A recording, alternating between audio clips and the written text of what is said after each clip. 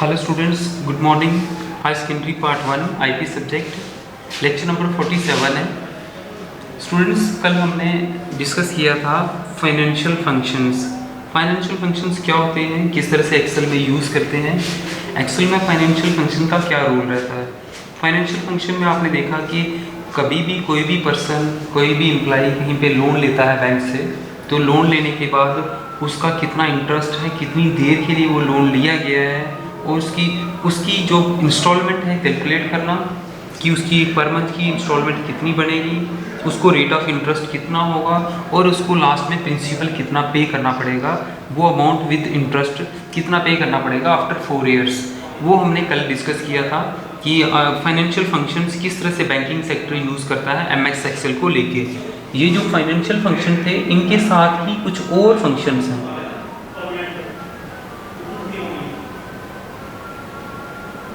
Financial function के साथ कुछ अदर फंक्शंस हैं जिनका और इम्पॉर्टेंट रोल रहता है एमएस एक्सेल में। उसमें से कुछ इम्पॉर्टेंट फंक्शंस हैं, जैसे मैं रेफरेंस ले लूँगा कि रेफरेंस क्या होता है। हमारे जो आज के जो फंक्शंस हैं जिनको हम डिस्कस करने जा रहे हैं, दैट इज़ राउंड। कि राउंड किस तरह से यूज़ होता है, ROUND, round.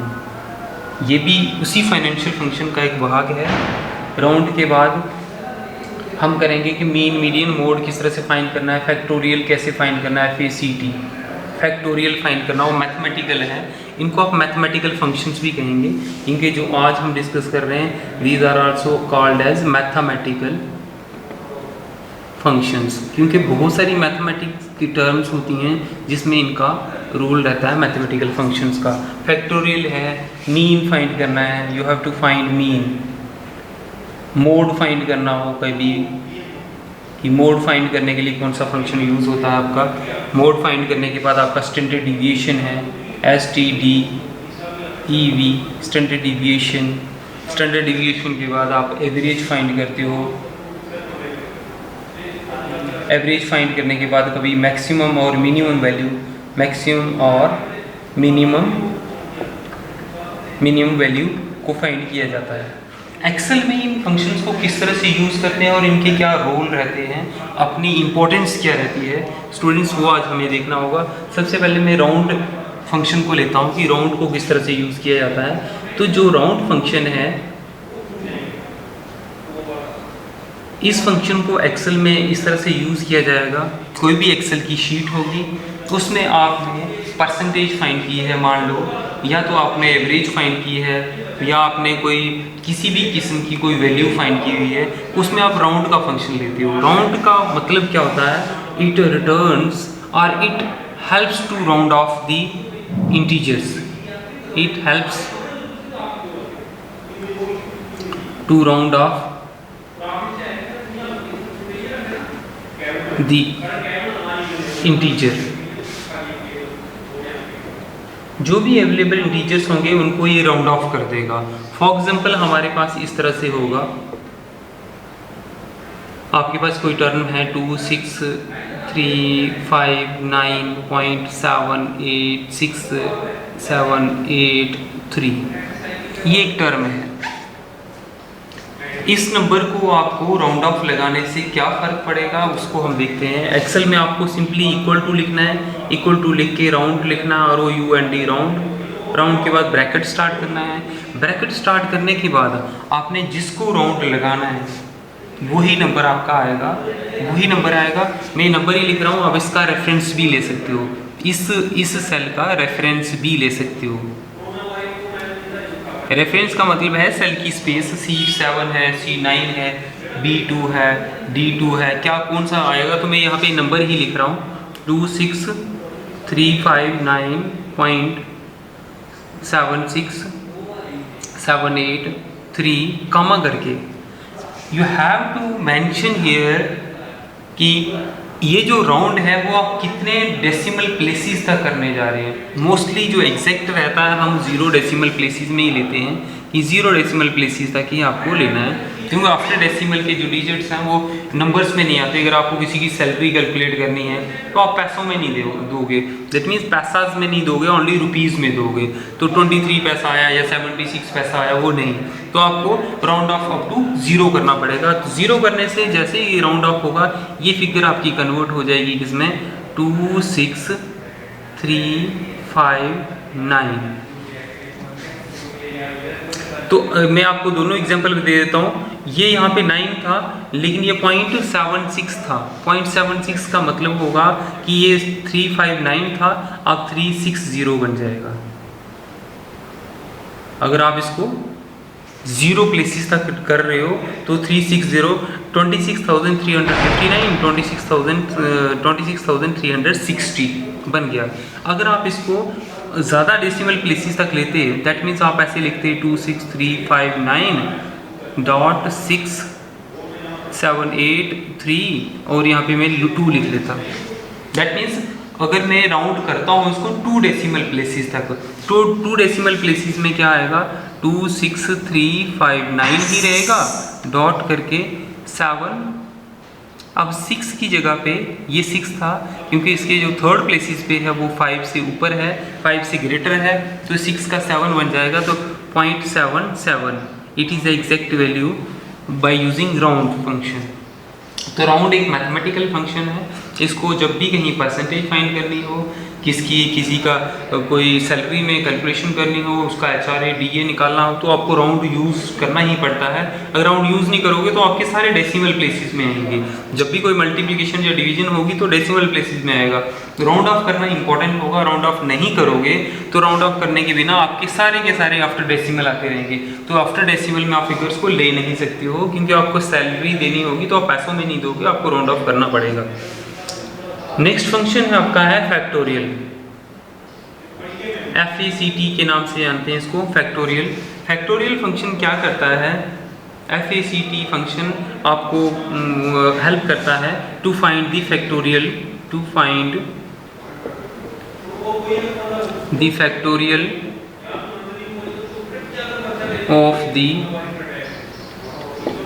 Factorial of the given terms. For example आपको क्या लिखा है, ये मेरे पास A है, A वाला सेल है, A वाले सेल में आपके पास इस तरह से कोई नंबर दिया गया है। उस नंबर में आपको क्या करना है, फैक्टोरियल फाइंड करना है। ये आपका 1 2 3 4 5 इस तरह से आता रहेगा।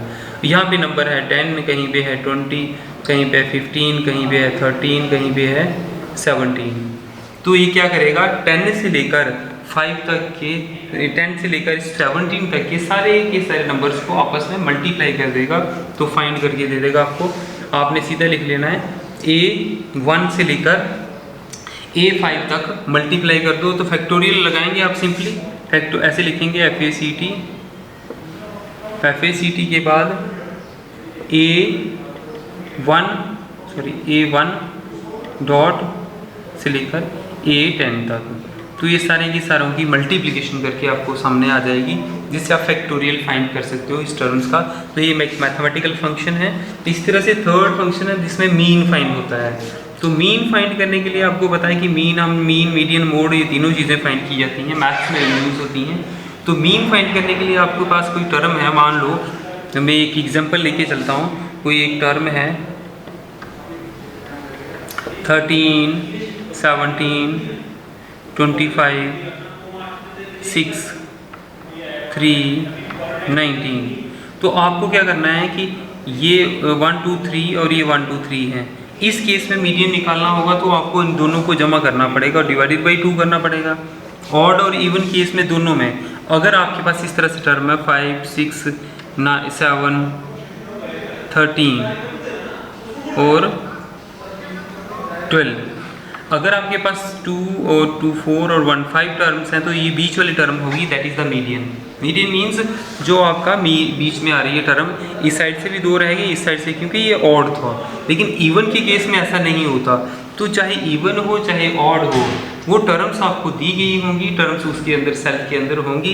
तो उसमें आपको सिंपली लिखना क्या है, कैसे फाइंड करना है, it returns the value of mean of the given integers, it returns the value of mean, ये मीन की वैल्यू को निकालता है, फाइंड करता है, ऑफ द गिवन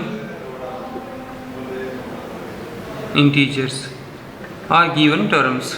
जो भी टर्म आपको दी गई होगी, चाहे वो इवन हो चाहे वो ऑड हो, आपको सिंपली लगाना किस तरह से है, मीन लिखना है।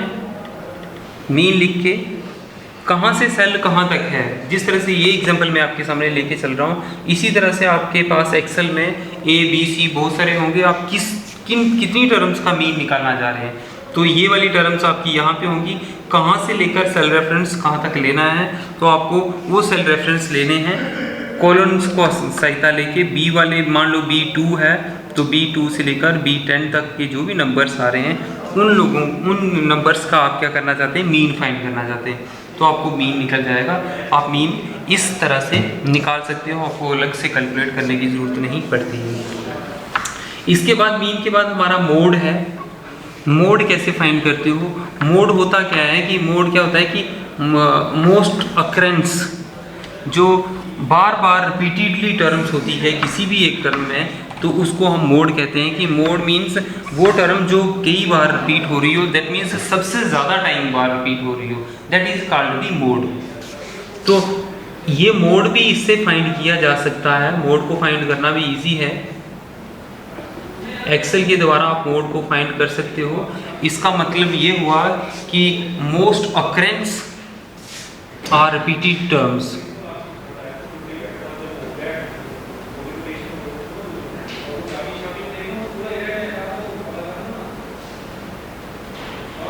और रिपीटेड जो कई बार रिपीट हो रही हो एक में ही। फॉर एग्जाम्पल मेरे पास एक टर्म है, मैं यहाँ पे लिखता हूँ, ये बी सेल है, बी में मेरे पास है 13 4 5 6 4 3 9 4, ये एक टर्म है मेरे पास। मुझे यहाँ से लेकर यहाँ तक का मीन फाइंड करना है, सॉरी मोड फाइंड करना है। तो मोड फाइंड करने में मैंने देखना है कि इसमें कौन सी टर्म्स हैं तो जो कई बार बहुत ज़्यादा बार रिपीट हो रही है। तो ये 4 है, एक बार, 2 बार, 3 बार रिपीट हो रहा है, तो आपकी ये जो टर्म है 3 टाइम्स रिपीट हो रही है, दैट मीन्स ये आपका मोड बनेगा। तो ये चीज़ फाइंड करने के लिए आप सहायता किसकी लेंगे, ऐसी 1 2 3 4 5 जो भी एक्सेल में शीट होंगी वो वहाँ पे होंगी। अब आपको सिंपली क्या करना होगा, इक्वल टू करके मोड लिखना है, मोड लिख के ब्रैकेट स्टार्ट करना है, और कहाँ से आप ले रहे हो, B1 से लेकर तो B8 तक, B1 से लेकर B8 तक जो भी टर्म्स होंगी उसका ये अकरेंस जो ये मोड है वो फाइंड करके आपको देगा। तो आप मोड को इस तरह से फाइंड कर सकते हैं। ये मोड को फाइंड करने के लिए किस चीज़ की सहायता आपको लेनी पड़ेगी, ये वाला फार्मूला आपका इस्तेमाल होगा मोड को फाइंड करने के लिए। मोड को फाइंड करने के लिए, क्योंकि मैथ्स में बहुत सारे ऐसे फंक्शंस होते हैं, जैसे मैंने आपको कहा कि रिसर्च में भी काम आता है। बहुत सारे ऐसे रिसर्च वर्क होते हैं जिन रिसर्च वर्क में आपको मीन, मीडियन, मोड, इवन की rank system, percentile rank, standard deviation, ये सब चीज़ें फाइंड करनी होती हैं। तो वो सब चीज़ें सारी की सारी फाइंड की जा सकती हैं इसके द्वारा, उनके फंक्शंस को यूज़ करके। मैथ में हम इनका अच्छे से रोल ले सकते हैं। अगर आपको इस तरह से अलग से मैनुअली सॉल्व करना हो तो भी हो जाएगा, लेकिन एक्सेल में आप बहुत बड़ी टर्म्स हो तो उनका अगर फाइंड करना हो तो आप ईजी वे में फाइंड कर सकते हो। अब हमारे पास है इसके बाद स्टैंडर्ड डिविएशन। जो स्टैंडर्ड डिविएशन है उसका जो फॉर्मूला है that is STDEV, standard deviation. तो स्टूडेंट स्टैंडर्ड डिविएशन जब फाइंड करनी हो तो स्टैंडर्ड डिविएशन आपकी फाइंड होगी इस फॉर्मूले से। एक्सेल में आपको जो भी टर्म्स लेनी है, चाहे वो रोज में हो चाहे कॉलम्स में हो, उन रोज को रेफरेंस में लेना है। आपको रेफरेंस लेना है उनका कि कहाँ से लेकर कहाँ की जो वैल्यू है उनका आप स्टैंडर्ड डिविएशन फाइंड करने जा रहे हैं। तो it helps in finding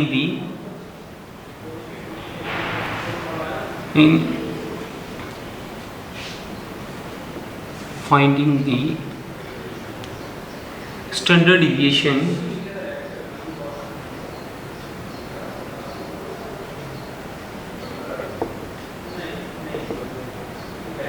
of the given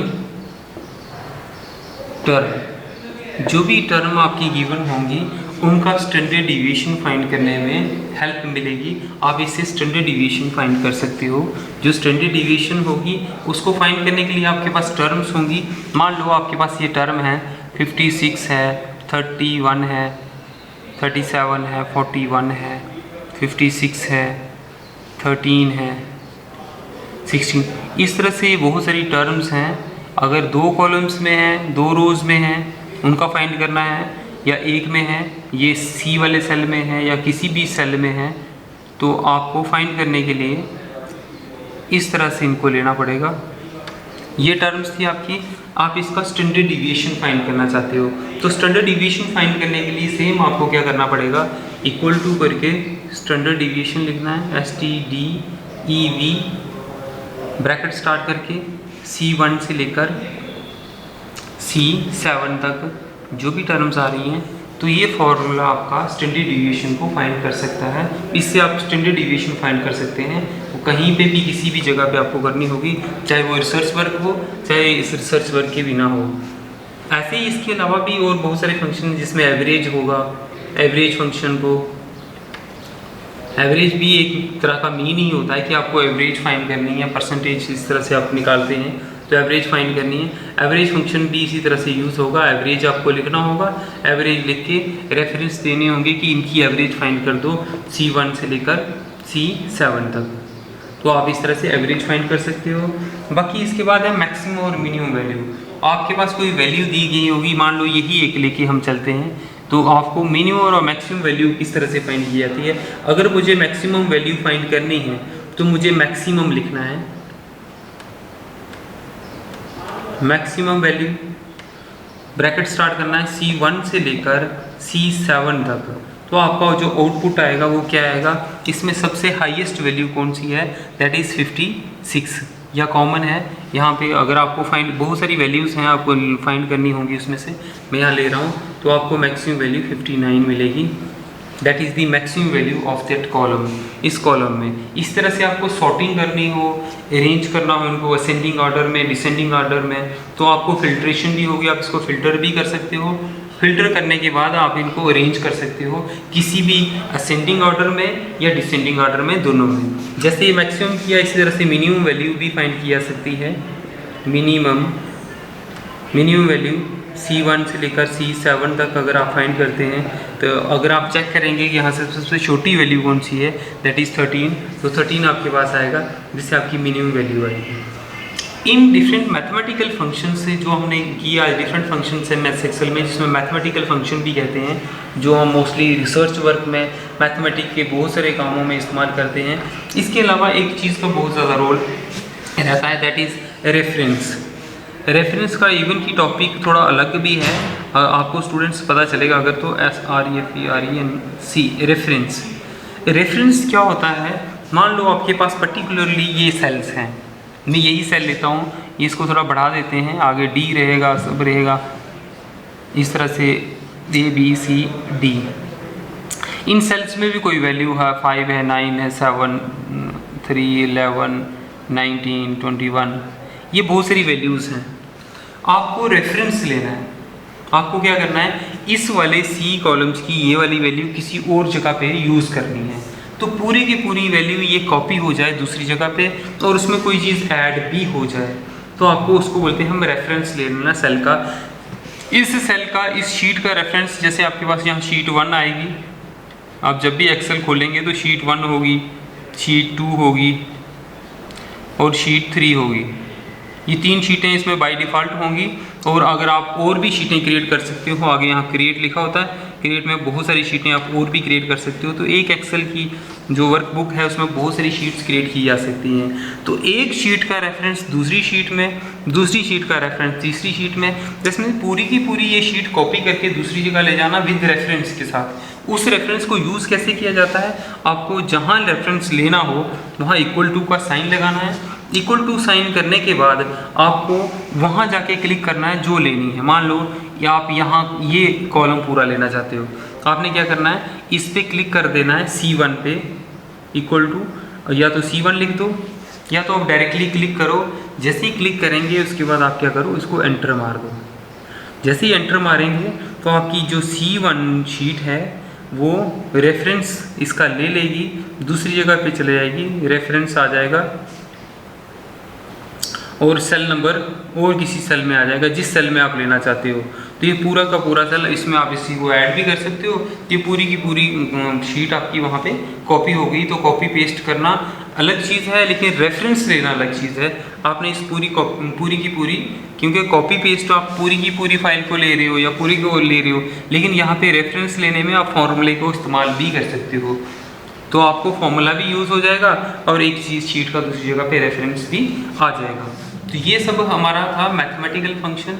अभी इसके बाद हमारे पास रहता है जिसमें रेफरेंस को लिंक करते हैं और आपको डिफरेंट टाइप्स के चार्ट्स बनाने हैं। MS एक्सेल में चार्ट्स को किस तरह से बनाया जाता है ये हम नेक्स्ट लेक्चर में करेंगे। तब तक के लिए नमस्कार।